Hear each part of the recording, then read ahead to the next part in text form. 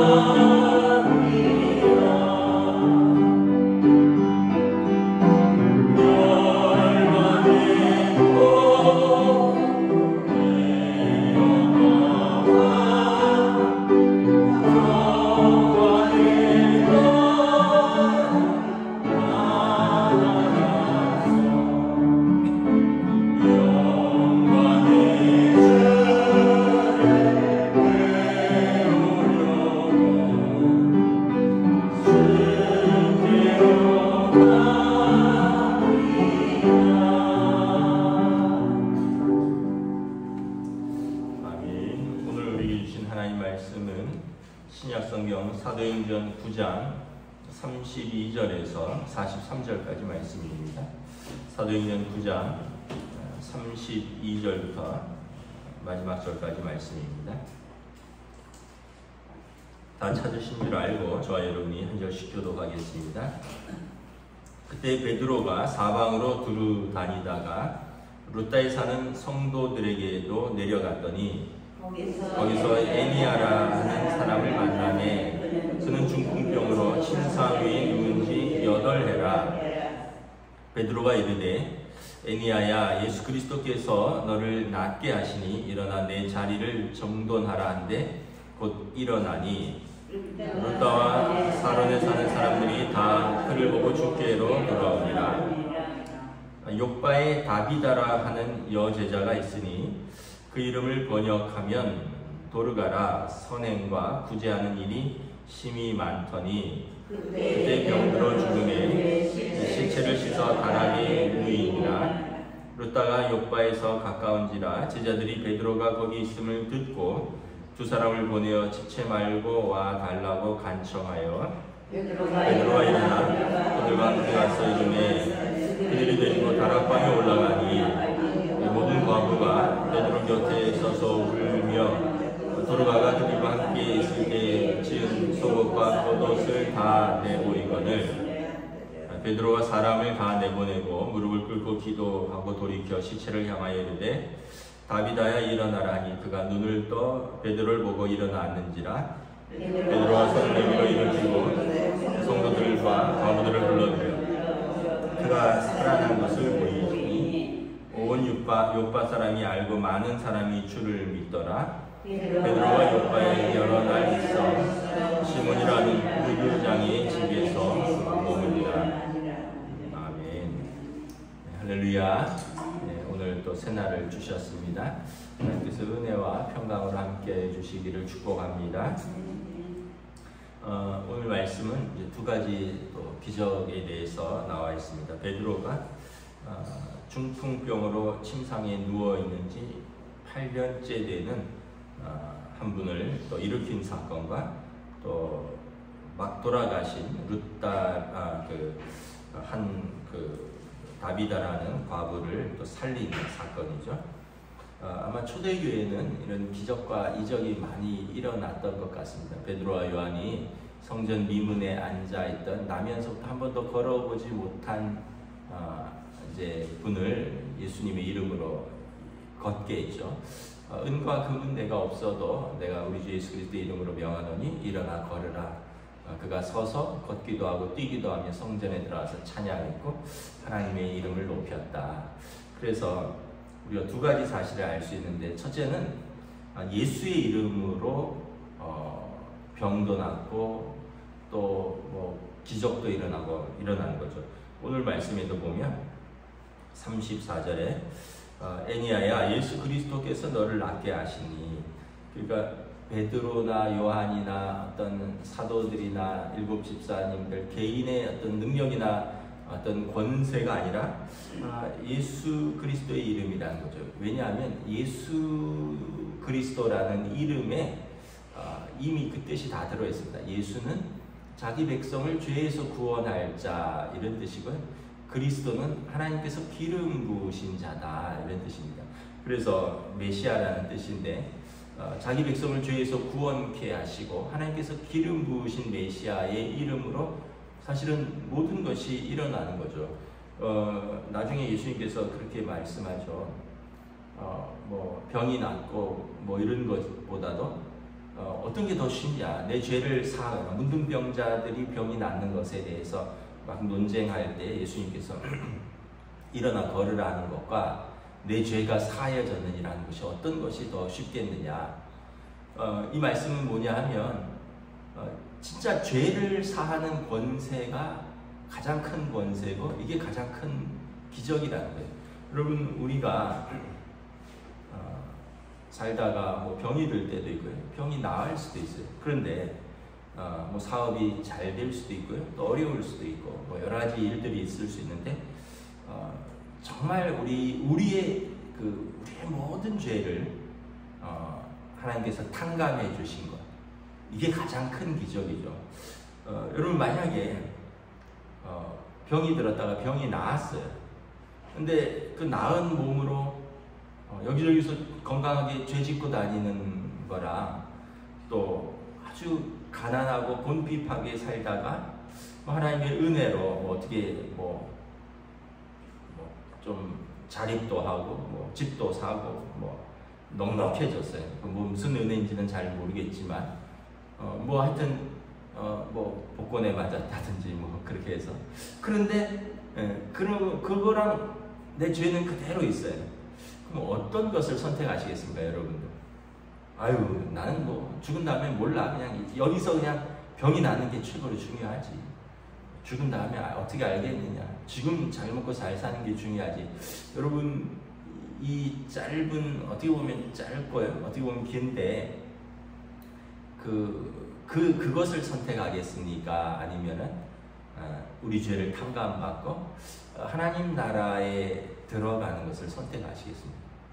우리가 긴 거를 선택을 해야죠. 당장 뭐가 해결되는 것이 문제가 아니라 우리가 영원히, 그리고 우리의 모든 죄를 용서받고 하나님의 자녀가 되는 더 큰 기적을 선택을 해야 되는 거죠. 그래서 예수님께서 너의 죄를 사하였다는 것과 일어나라 하는 것과 어떤 것이 더 큰 것이냐라고 그들에게 말씀을 하셨습니다. 어쨌든 초기 교회는 이런 기적과 이적이 많이 일어났던 것 같아요. 왜냐하면 그렇게 해서 예수께서 당신도 부활하신 생명의 주라는 것을 많은 제자들과 성도들, 그리고 많은 믿지 않는 자들이 예수께서 부활하셨고 죽은 권세를 이기신 생명의 주이시구나 라는 것을 이런 기적들을 통해서 확인하는 거죠. 그래서 오늘 본문에 보면 루다의 애니아라고 하는데 8년을 그냥 중풍병으로 침상에 누웠다. 여러분 8년을 누워 계셨으면 물론 이제 하나님께서 하지 못하실 일은 없지만 우리가 기도를 하면서도 거의 절망적이죠. 혹시 1, 2년은 그래도 일어날까? 또 우리가 정성껏 보살피면, 또 의료진들이 잘 돌보면 혹시 일어날까? 이런 마음으로 할 수 있는데 한 8년 정도 되면 그냥 자포자기하죠. 그런데 오늘 말씀해 보면 베드로가 예수 그리스도께서 너를 낫게 하신다. 일어나 내 자리를 정돈하라 하니까 일어났습니다. 그리고 그 사건으로 인해서 많은 사람들이 주께로 돌아왔습니다. 기적과 이적의 목적은 주께로 돌아오는 것입니다. 36절에 그 인근 도시에, 요빠라고 하는 인근 도시에 다비다라고 하는 여제자가 있었는데 그분은 선행과 구제하는 일이 심히 많았습니다. 어떤 일들을 했냐 하면 39절에 보면 그 지역의 거의 모든 과부들이 울면서 베드로 곁에 왔다는 거죠. 물론 이제 돌아가셨으니까 장례식에 온 것일 수도 있고, 아니면 혹시나 베드로가 살릴 수 있을까 해서도 왔는데, 그들이 살아있을 때, 이 다비다가 살아있을 때 자기들에게 옷을 지어줬다는 거예요. 겉옷과 속옷을 지어준 것을 다 내보냈다. 여러분 참 귀한 성도죠. 여러분, 우리가 만약에 내가 죽었어요. 여러분들이 돌아가셨어요. 장례식에 와서 사람들이 우리의 믿음과 우리의 선행을 증거하면 참 귀하고 감사하겠죠. 자녀들에게, 또 가족들에게 당신 아버지가, 당신 어머니가 참 우리 교회의 믿음의 본이 되었다. 그분이 살아계실 때 나에게 이렇게 큰 선행을 베푸셨다. 나를 이렇게 위로하셨다. 내가 많이 믿음으로 배웠다. 이런 말씀을 한다면 참 은혜겠죠. 근데 사람들이 와서 도르가가 정말 선행과 구제하는 일. 그때는 여러분 옷이 얼마나 귀했겠습니까? 지금이야 옷이 남아 돌기도 하고 옷을 버리기도 하고 옷만 수거해가는 그런 함도 있고 이렇지만, 그때는 옷 한 벌이 귀할 때죠. 2000년 전이니까. 그래서 예수님께서도 뭐 겉옷을 달라면 뭐 속옷까지 내주라, 뭐 속옷을 달라면 뭐 겉옷까지 내주라 이런 표현이 있다는 것은 그만큼 옷이 귀하다는 거죠. 그런데 그 귀한 옷들을 이렇게 지어서 이웃들을 줬다는 거예요. 그 얘기는 경제력도 있었고 그리고 자기의 수고가 들어가는 거죠. 옷을 만들려면 뭐 옛날에 다 뜨개질 해보셔서 아시겠지만 시간 들죠. 실 같은 거 사야 되죠. 그러니까 시간, 노동력, 자기 경제력 그리고 거기에 대한 사랑이 들어가는 거죠. 아이고 내가 그냥 취미로 만들었는데 나 필요 없으니까 너 써라 이게 아니라 그 사람을 보면서 이 사람이 뭐가 필요하겠구나 그러니까 그거를 하는 거죠. 사랑의 동기로 하는 겁니다. 이게 물질이 넉넉해서 하는 게 절대 아니에요. 여러분 뭐 자주 말씀드리지만 물질이 넉넉하다고 남을 섬길 수 있는 게 아니에요. 마음이 넉넉해야 됩니다. 안에 사랑의 동기가 있어야지 섬길 수 있고요. 사랑의 동기가 있으면 진짜 콩 한쪽도 반쪽으로 나눠 먹어요. 마음이 인색하면 아무리 물질이 많아도 한 푼도 나눌 수가 없습니다. 근데 이 다비다라고 하는 이분은 얼마나 많은 분들을 도왔는지 39절에 보면 욥바에 있는 모든 과부가 다 나왔다라고 말을 합니다. 그러니까 초대교회의 성도들은 참 이렇게 바나바처럼 이 도르가처럼 정말 교회에서 섬기고 사랑하는 제자들이 참 많았다는 것을 보여주고 있죠. 마침 베드로가 욥바에서 한 10km 정도 떨어진 곳에서 에니아라고 하는 여제자를 고쳤다는 이야기를 듣고 사람들이 베드로를 청합니다. 38절에 보면 두 사람을 보내어 지체 말고 와달라. 왜냐하면 이 도르가를 좀 살려달라는 거죠. 병들어 죽어서 시체를 싣고 다락에 누워놓은 상태인데 베드로가 40절에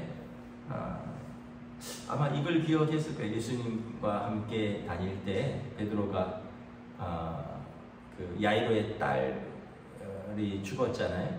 그때 예수님과 함께 따라갔는데 예수님께서 사람들을 다 물리치시고 베드로와 야고보와 요한을 데리고 가셨죠. 그 세 제자들과 함께 기도하고 소녀야 일어나라 달리다 쿵 하셨던 그 사건을 그도 보았고 또 예수님께서 성령의 능력으로 그들에게 주셨으니까 사람들을 물리치고 그를 향하여 간절히 기도합니다.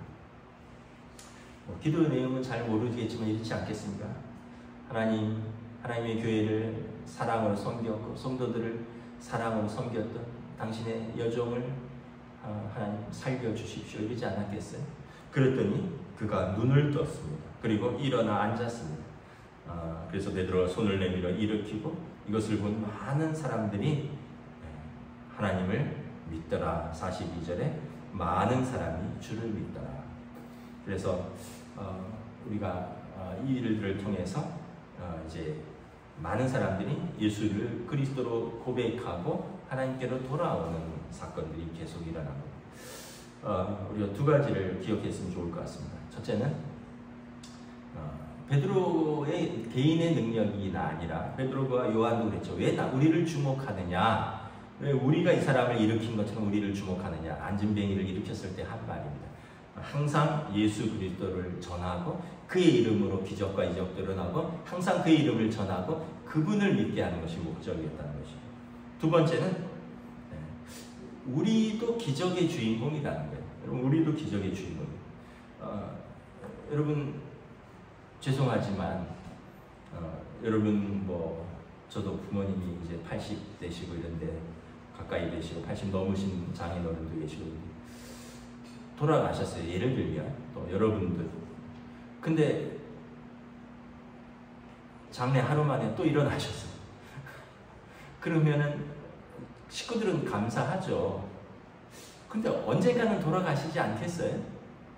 80 넘으신 분이 하나님을 때 부르셨을 때 하나님 품에 안기는 게 정상이죠. 계속 일어나는 것, 계속 살고 이게 기적일까? 아마 저는 이렇게 생각합니다. 이 도르가는 좀 그렇게까지 연세 드시진 않지 않았을까? 살아서 해야 될 사명이 있지 않았을까? 그래서 뭐 잘은 모르지만 한 5, 60대가 되지 않았을까? 그래서 하나님께서 그를 살리셔서 그로 하여금 교회를 섬기고 이웃들을 섬기 그리고 예수 이름을 증거하는 그런 어떤 사명을 감당하라고 하지 않았을까? 우리 권사님들 뭐 가끔 뭐 신방하실 때 말씀하시는 게 목사님 이제 살 만큼 살았습니다. 하나님 품에 평안히 가는 게 소원입니다. 잠자다가 천국 가는 게 소원입니다. 이렇게 말씀하시지 뭐 또 일어나는 것입니다. 자고 일어나면 또 일어나는 것입니다. 영원토록 사는 것입니다. 이렇게 말하시는 분 하나도 없어요. 다 우리가 하나님 나라에 갈 것입니다. 그런데 기적은 뭐냐 하면 우리가 영원한 하나님 나라에 죄와 사망에 묶여있는 게 아니라 이제 고린도전서 15장에 사망아 너의 쏘는 것이 어딨냐, 죄야 너의 쏘는 것이 어딨냐. 우리를 고발하던 죄, 우리 죄의 결과는 사망. 그 우리의 죄로 우리를 고발하던 그 죄의 결과로 우리가 사망에 영원히 머물러 있는 것이 아니라 그 죄의 용서함을 받고 우리가 생명의 부활 되시는 주님을 따라서 부활의 열매로 우리가 하나님 나라에서 다시 주와 함께 사는 것, 이 영원한 기적을 우리가 이미 얻었다는 것이죠. 이게 기적인 거죠. 그래서 죽은 육신이 살아나는 것도 놀라운 일이지만 여러분 죄로 말미암아 영원한 사망에 갈 수밖에 없는 운명을 우리 죄를 용서하시고 우리가 하나님의 자녀가 된 것, 이것이 가장 큰 기적이다. 근데 우리가 그거는 별로 귀한 줄 모르는 것 같아요. 하나님의 자녀 된 것, 그래서 하나님 나라를 유업으로 얻게 된 것, 이런 건 별로 크게 안 느껴지시고 당장 뭐가 내 앞에서 해결돼야지만 기적이라고 생각되는데 사실은 가장 근본적인 것이 해결된 거죠. 그리고 여러분 우리가 주님을 사랑하고 또 주님께서 하나님께서 기뻐하시는 것을 하려고 하는 우리의 마음에 거룩한 소원을 주시고 어떤 죄와 이런 하나님께서 싫어하시고 하나님이 근심하시는 것을 우리도 싫어하는 거룩함을 우리에게 주신 것, 이거 그 자체가 기적이죠. 우리에게 그런 본성이 없잖아요. 우리의 본성은 이기적이고 탐욕적이고 정욕적이고 남을 미워하고 그래서 우리는 항상 음란한 자요, 살인한 자요, 우리는 거짓말하는 자라고 로마서에 말씀하는 거죠. 근데 우리가 그런 본성을 거스르고 하나님을 예배하고 그리고 우리 이웃들을 사랑하려고 노력하고 그러면서 우리의 삶을 거룩과 경건함으로 하나님 앞에서 살아가려고 애쓰는 것, 그렇게 우리 본성이 바뀐 것 그 자체가 또 기적인 것이죠. 말씀을 마치도록 하겠습니다. 사실 우리는 모두 가장 큰 기적들을 다 경험한 사람들입니다. 그리고 그 기적 가운데 오늘을 살고 있는 사람들입니다. 여러분 하나님이 베풀어 주신 기적에 대해서 눈을 뜨시고 그리고 그 기적을 감사함으로 받고 죽게 돌아오는 삶, 그리고 하나님께 영광 돌리는 삶을 사는 저와 여러분 되시기를 우리 주님의 이름으로 축복합니다. 기도하겠습니다. 하나님 은혜를 감사합니다. 오늘 참 베드로를 통하여 초대교회의 놀라운 복음의 역사가 기적과 이적과 치유와 또 죽은 자가 살아나는 이런 놀라운 일들을 통하여 주의 이름이 전파되고 예수 믿는 사람들이 많아지고 하나님께로 돌아오는 백성이 늘어났다라고 말씀을 합니다. 초대교회 이런 특별한 사건을 통해서 예수께서 무덤에 누워 계신 것이 아니다. 그가 십자가에서 죽음으로 끝난 것이 아니다. 그는 죄와 사망의 권세를 이기고 부활하신 생명의 주이시다.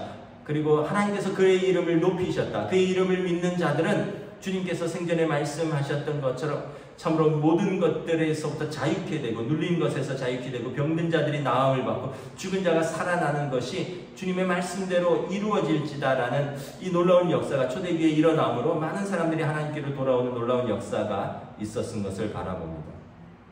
이제 우리에게는 생명의 말씀이 주어졌습니다.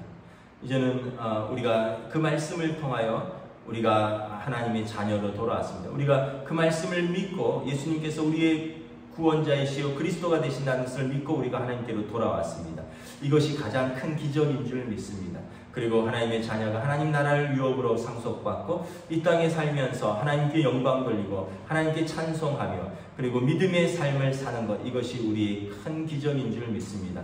오늘도 우리에게 기적과 같은 삶을 허락하셨으니 오늘 하루를 이 믿음으로 또 이 기적에 감사하면서 하나님과 사람들 앞에서 사랑으로 살아가는 저희들로 인도하여 주시옵소서. 감사를 드리오며 우리 주 예수 그리스도 이름으로 기도드리옵나이다. 아멘. 하늘에 계신 우리 아버지, 아버지의 이름을 거룩하게 하시며 아버지의 나라가 오게 하시며 아버지의 뜻이 하늘에서와 같이 땅에서도 이루어지게 하소서.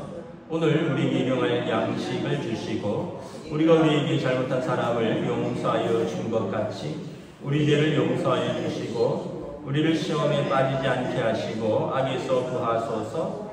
나라와 권능과 영광이 영원히 아버지의 것입니다. 아멘.